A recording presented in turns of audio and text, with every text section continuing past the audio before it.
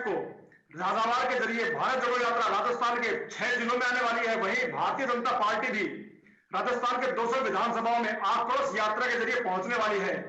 आज इस चर्चा में हमारे साथ भाग लेने के लिए कांग्रेस पार्टी से प्रवक्ता स्वर्णिम चतुर्वेदी जी हमारे बीच मौजूद हैं। वहीं भारतीय जनता पार्टी से शैलेंद्र जी ढाबाई, राजनीतिक विशेषज्ञ के रूप में हमारे बीच में श्याम सुंदर जी शर्मा मौजूद है। मैं सबसे पहले स्वर्णिम जी के पास आना चाहूंगा। स्वर्णिम जी, 6 तारीख को जो भारत जोड़ो यात्रा राजस्थान में प्रवेश करने वाली है, कैसे क्या कार्यक्रम रहने वाले हैं इसके?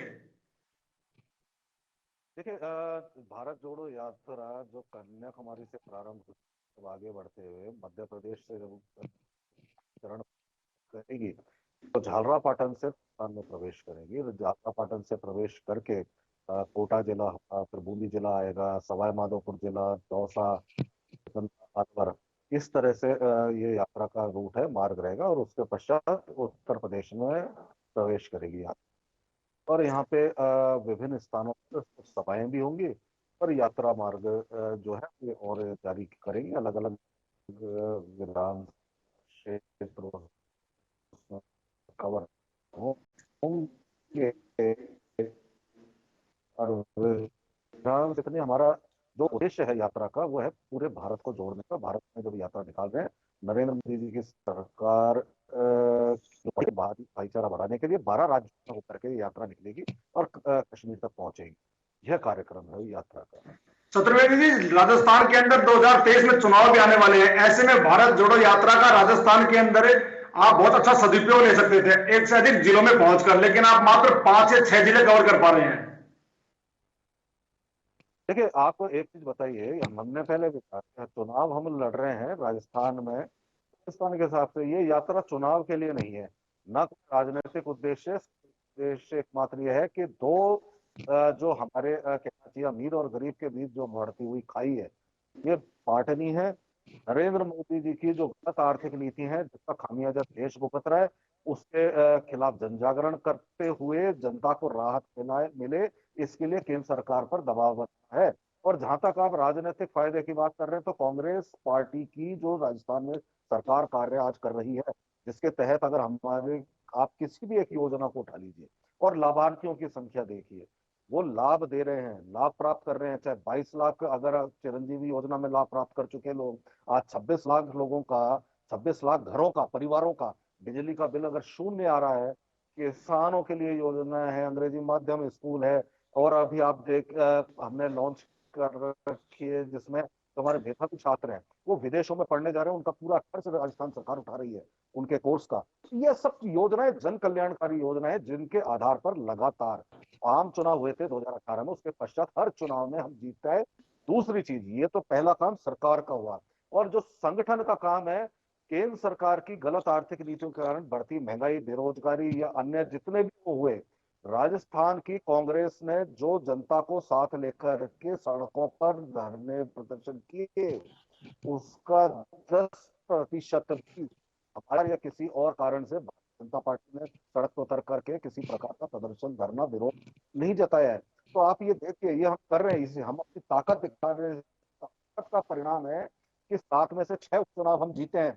एंटी इनकम्बेंसी अगर होती तो हम चुनाव हारते, लेकिन हमारी सरकार के कार्य और संगठन के साथ समन्वय के साथ जो हमने जनता के लिए किया उसको लेकर के लगातार चुनाव जीत रहे हैं। और भारतीय जनता पार्टी जो आज सड़कों पे या जनता के बीच नजर आने की बजाय केवल एयर कंडीशनड बंद कमरों में अपने एक 5 स्टार स्तर में बैठी हुई है, उससे बाहर निकलने का कोई उनको जरिया भी नजर नहीं आता उनको। और दूसरी चीज आप ये देखिए कि लगातार क्या हालत हो गई है भारतीय जनता पार्टी की, जमानत जब्त, तीसरे चौथे नंबर पे विधानसभा उपचुनाव चतुर्वेदी जी, मैं आपके पास दोबारा आऊंगा। मैं इससे पहले बात करना चाहूंगा शैलेंद्र जी से। शैलेंद्र जी, क्या कहना है? आप बंद कमरों में बैठे हैं?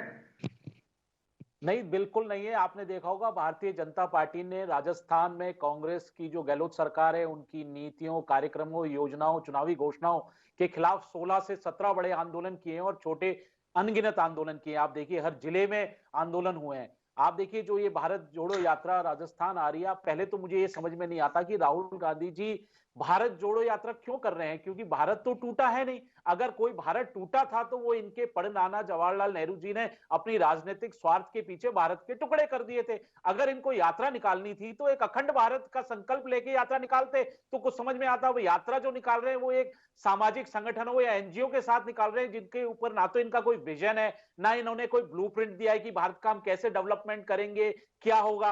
वो कोई भी चीज नहीं है, सिर्फ भारत भ्रमण पे निकले हैं। राहुल गांधी जी जब 2004 में, मैं स्वर्णिम जी को याद दिला देना चाहता हूं, जब सांसद बने थे तब से ये भारत भ्रमण कर रहे हैं। कभी खाट राजनीति के उस पे करते हैं भ्रमण, कभी किसानों के लिए भ्रमण करते हैं, और आज तक वो 18 साल तक भ्रमण ही करते आ रहे हैं। भारत की जनता को वो समझ ही नहीं पाए, भावनाओं को समझ ही नहीं पाए। तो हमें तो बहुत आशा नहीं है, क्योंकि राहुल गांधी जी की जो भारत जोड़ो यात्रा है वो अपनी भारत जोड़ो यात्रा किस पर्पज से कर रहे हैं वो क्लियर नहीं है। दूसरी बात आप देखिए, कांग्रेस ये भारत जोड़, अगर इनको जोड़ना है तो ये कांग्रेस पार्टी को जोड़े। जब से राहुल गांधी जी ने कांग्रेस पार्टी की कमान संभाली है तब से देखिए कांग्रेस लगातार टूटती चली गई है। इनके 9 मुख्यमंत्री इनको छोड़ के चले गए। राहुल गांधी जी की कार्यशैली, कार्यप्रणाली, कार्यक्रमों, उनकी सोच, उनके विचार को, उनके सिद्धांतों को छोड़ के कांग्रेस पार्टी को छोड़ दिया है। कई बड़े नेताओं ने, आपने देखा होगा पूरी बहुत लंबी लिस्ट है, 30 से अधिक बड़ी नेताओं ने, चाहे ज्योतिरादित्य सिंधिया हो, आरपीएन सिंह हो, चाहे रीता बहुगुणा हो, और अनगिनत ऐसे बहुत सारे नेता हैं जिन्होंने अभी हाल ही में गुलाम नबी आजाद हो, सबने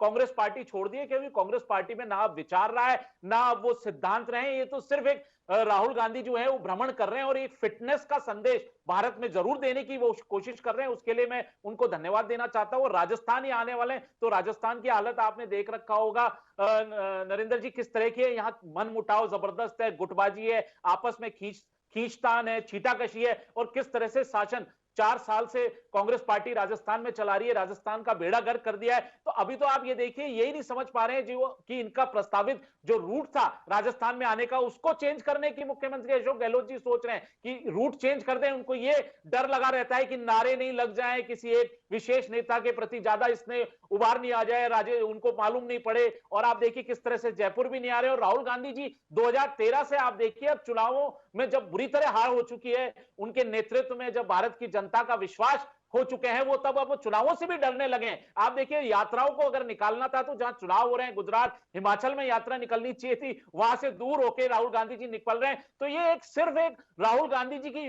यात्रा है, वो एक बिना उद्देश्य के और एक सिर्फ फिटनेस की यात्रा है। इसके अलावा वो अपना स्वास्थ्य को सही कर रहे हैं। तो उनको शायद मेरे हिसाब से सत्ता नहीं चलाकर उनको किसी एनजीओ को चलाना चाहिए। पहले भी वो कई बार बयान दे चुके हैं राहुल गांधी जी। दिल्ली में भी उन्होंने बयान दिया था कि भाई मैं सत्ता के केंद्र में पैदा हुआ हूं और फिर भी मेरे को सत्ता लुभाती नहीं है, मैं सत्ता पे आसीन नहीं होना चाहता हूं, राजनीति नहीं करना चाहता हूं। तो इस तरह से नॉन सीरियस, बेमन से करने वाले कैंडिडेट कर रहे हैं।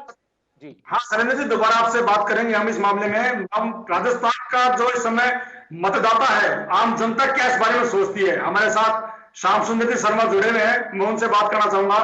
श्याम सुंदर जी, राजस्थान में रथ यात्राओं का दौर, 2023 के चुनाव सामने है। रथ यात्राओं का वैसे तो भाजपा का बहुत बड़ा नाता रहा है, कांग्रेस भी रथ पे चली दिखाई दे रही है। देखिए नरेंद्र जी, राजनीति में सब अपनी अपनी पार्टी को सुदृढ़ बनाने के लिए यात्रा भी करते हैं, सभाएं भी करते हैं, और जो कुछ कार्यकर्ताओं के लिए करना होता है करते हैं।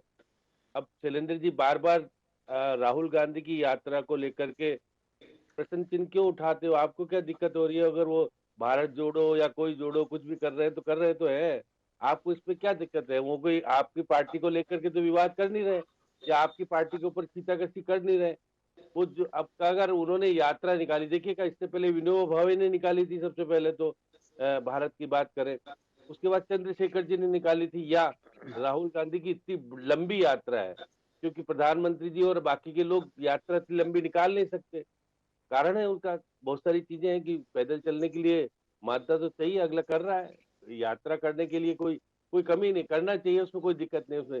लेकिन राजस्थान में जब ये यात्रा आएगी तो बहुत सारे राजनीतिक परिप्रेक्ष्य में महत्वपूर्ण होगी राजस्थान के लिए, कांग्रेस के लिए भी होगी और भाजपा के लिए भी होगी।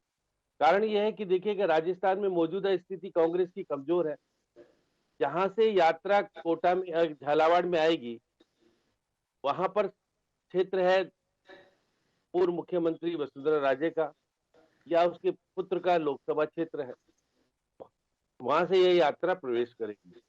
देखिए उस यात्रा में जब अगर मध्य प्रदेश से हमारे राजस्थान के अंदर आएगी, तो राजस्थान में तो पहली ऐसी शासन वाली सरकार है जहाँ कांग्रेस का शासन है। मध्य प्रदेश में सरकार भाजपा गिरा चुकी है, वहां से होकर के यहाँ पर आएंगे, तो दिग्विजय सिंह वहां पर साथ होंगे उस वक्त।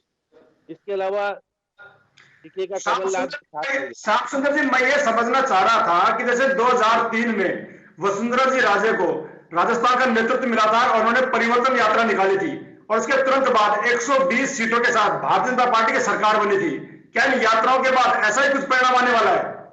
देखिएगा, राहुल गांधी राजस्थान के शासन के लिए तो निकाल नहीं रहे यात्रा, वो तो राष्ट्रीय स्तर की यात्रा निकाल रहे हैं। तो उससे इसको ये नहीं जोड़ना चाहना चाहिए कि राहुल गांधी राजस्थान को बेनिफिट देने के लिए निकाल रहे हैं, वो कांग्रेस को मजबूत करने के लिए निकाल रहे हैं। तो मैं यही तो कह रहा हूँ, राजस्थान में कांग्रेस कमजोर है। कांग्रेस के 400 ब्लॉक अध्यक्ष नहीं है आज भी, ना 30 जिलाध्यक्ष है। तो ऐसी स्थिति में अगर सरकार कांग्रेस की है, ये बात सही है, और उसको लेकर भी विवाद पैदा हुआ रखा है। प्रदेश अध्यक्ष को लेकर के एक लाइन का प्रस्ताव अभी हाईकमान के पास मौजूद है, और मुख्यमंत्री का प्रस्ताव जाना था, वो जा नहीं पाया। तो ये बात सही है कि विवादों के बीच में राहुल गांधी प्रदेश में आ रहे हैं। अब हम एकता के सूत्र में कैसे बांध पाएंगे अपने नेताओं को? देखिएगा, जहां से ये गुजरेंगे 7 जिले आएंगे करीब, और 7 जिले गुजर बाहुल्य क्षेत्र है, ये बात सही है। और ये वहां पर यात्रा वहां पे भी रहेगी जहां पर कि गुजरों ने आंदोलन शुरू किया था, वहां भी ये क्षेत्र में पड़ेगा। ये अभी कांग्रेस ने कहा था कि हम मालाखेड़ा में जनसभा करेंगे लंबी चौड़ी। देखिए, आज प्रदेश अध्यक्ष हमारे गए राहुल गांधी जी से मिलने भारत जोड़ो यात्रा में, उसमें धर्मेंद्र राठौड़ भी गए और 2-3 लोग और गए जो यात्रा को, प्रमोद भाई जैन भी गए। तो ये बात सही है कि कोशिश है मुख्यमंत्री की कि उनकी सरकार के 4 साल इसी दौरान पूरे होंगे, तो उनकी इच्छा है कि वो जयपुर में एक बड़ा जश्न करें और दिखाएं अपनी ताकत कि राहुल जी, मेरे और मेरी सरकार में क्या ताकत है, देख लीजिएगा। ये परिवर्तन कराने में सफल होते ही नहीं होते, पता नहीं। देखिएगा, अभी श्याम सुंदर जी का कहना है कि कांग्रेस का संगठनात्मक ढांचा कमजोर है, आपके जिलाध्यक्षों की नियुक्ति नहीं हो पाई अभी तक। देखिए नरेंद्र जी, श्याम सुंदर जी कह रहे हैं कि अभी घोषित नहीं हुए, बस सही है, ये तो सबको पता है। लेकिन जो घोषणा हो चुकी है जिन जिलाध्यक्षों की, और जो पूर्व जिलाध्यक्ष सब मिलकर के काम कर रहे हैं, जिलाध्यक्ष कोई भी कार्यकर्ता होंगे,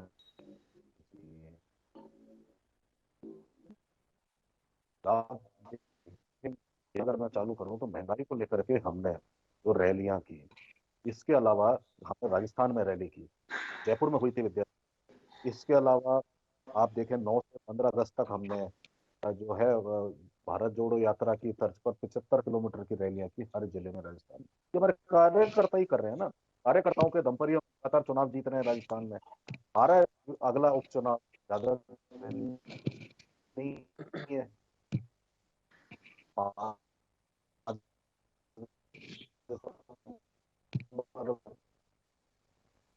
और बार बार इस बात को समझना चाहिए, आप संगठन में आंतरिक रूप से कर रहा है, क्या कर रहा है, वो महत्वपूर्ण होता है, जनता के लिए महत्वपूर्ण होता है कि जनता के लिए क्या हुआ। जो चुनाव के मुद्दे हैं, चुनाव के मुद्दे आज ये हैं कि क्या प्रधानमंत्री नरेंद्र मोदी जी ने राजस्थान से जो RCP और राष्ट्रीय परियोजना बनाने का पूर्ण किया, क्या नहीं किया? राजस्थान की सरकार हमारे साथ आप राजनीतिक पार्टी के सुनील दयाल जी भी जुड़ चुके हैं, हम सुनील दयाल जी के पास जाना चाहेंगे। सुनील जी, क्या लगता है राजस्थान में?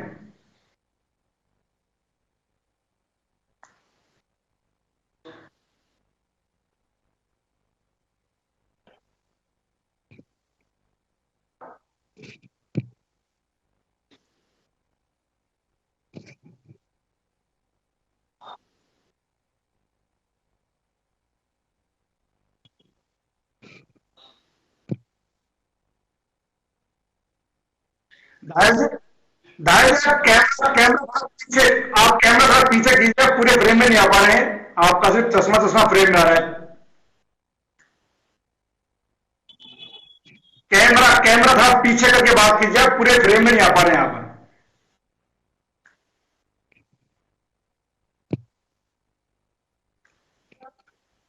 शैलेंद्र जी, क्या लगता है आपको 17 नवंबर से 17 दिसंबर के बीच में राजस्थान के 200 विधानसभाओं में आक्रोश रैली के रूप में आप एक बार पुनः राजस्थान सरकार के बारे में तो बोलने जा रहे हैं?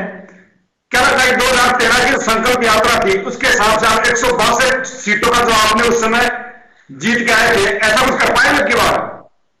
बिल्कुल। देखिए, आप भारतीय जनता पार्टी जो है, कांग्रेस की जो गहलोत सरकार है, उनकी नीतियां, योजनाओं, चुनावी घोषणाएं, कार्यक्रमों की जो विफलताएं हैं, जो सिर्फ घोषणा करके भूल गए, धरातल पर नहीं है, और जो परेशानियां जनता को आ रही है, आप देखिए उसी के परिप्रेक्ष्य में जहां कांग्रेस पार्टी 4 साल का जश्न मनाएगी, वहीं भारतीय जनता पार्टी ने 200 विधानसभाओं में प्रचार रथ यात्रा निकालने का, आक्रोश रैली निकालने का बेड़ा उठाया है। और हम जनता के बीच जाएंगे और जनता को देखेंगे कि किस तरह से, आप देखिए जो योजनाएं जो सिर्फ घोषणा करते हैं, उनका धरातल पर कहीं नामो निशान नहीं है। वो सब बातें जो विफलताएं हैं और गहलोत सरकार की जो गलत नीतियां हैं, जिनका लाभ जो है जनता तक नहीं पहुंच पा रहा है, चुनावी घोषणाएं जो की है वो धरातल पर नहीं है, इन सबको जनता के बीच में ले जाकर सरकार को घेरने का काम करेंगे, उनके खिलाफ आक्रोश रैली निकालेंगे और जनता के जो मुद्दे हैं उनको प्रमुखता से उठाएंगे। और आने वाले समय में 2023 में आप देखिए कांग्रेस को राजस्थान से उखाड़ फेंकने का काम करेंगे। और भारतीय जनता पार्टी को इतना ध्यान, देखिए पूरी तरह से तैयार है चुनावी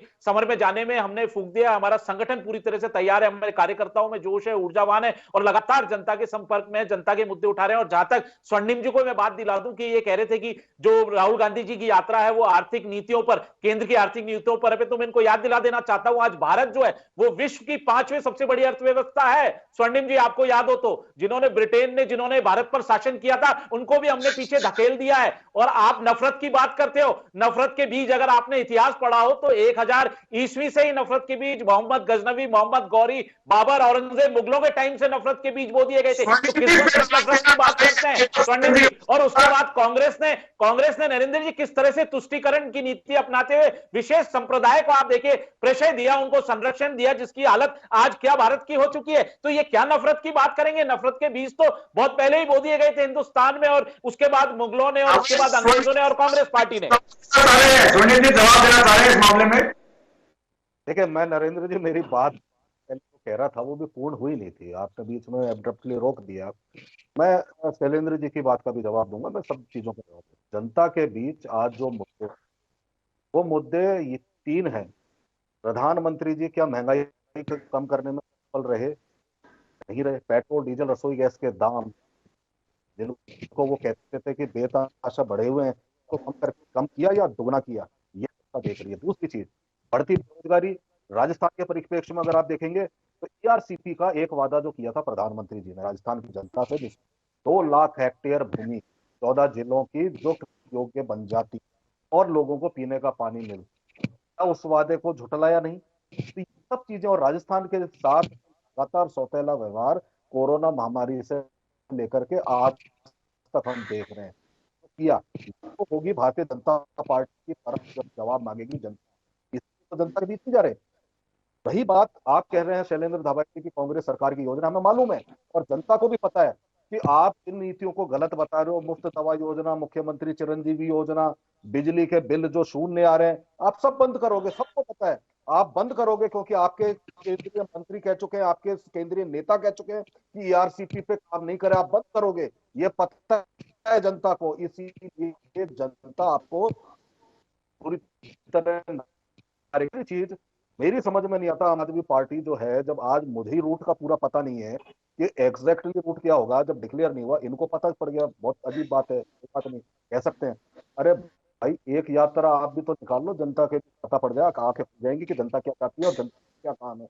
आज पौनी कोई चौथाई जिले की निकाल लो, बहुत अच्छा रहेगा, पड़ेगा, जनता से मिल लोगे। चतुर्वेदी जी, मैं दोबारा आपके पास आऊंगा। हमारे साथ सुनील जी जुड़े हैं, आप पार्टी से काफी लंबे समय जुड़े हैं, बीच में कुछ टेक्निकल प्रॉब्लम्स थी।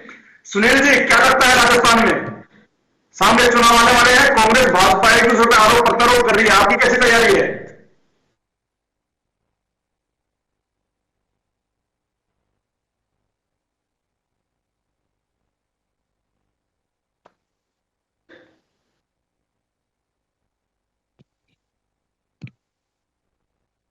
राजस्थान में आपका भी कोई रथ यात्रा निकालने का कोई कार्यक्रम है क्या भविष्य में?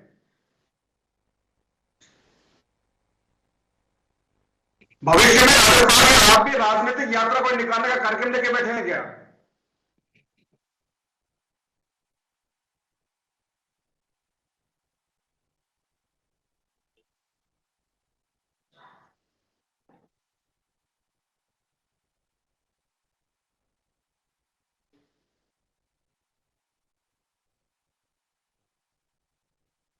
श्याम सुंदर जी, क्या लगता है राजस्थान के अंदर गाहे बगाए हम देखते हैं कांग्रेस और भाजपा दोनों की समान सी स्थिति है, दोनों के पास नेतृत्व को लेकर के काफी खींचातान है, क्या लगता है आने वाले समय में?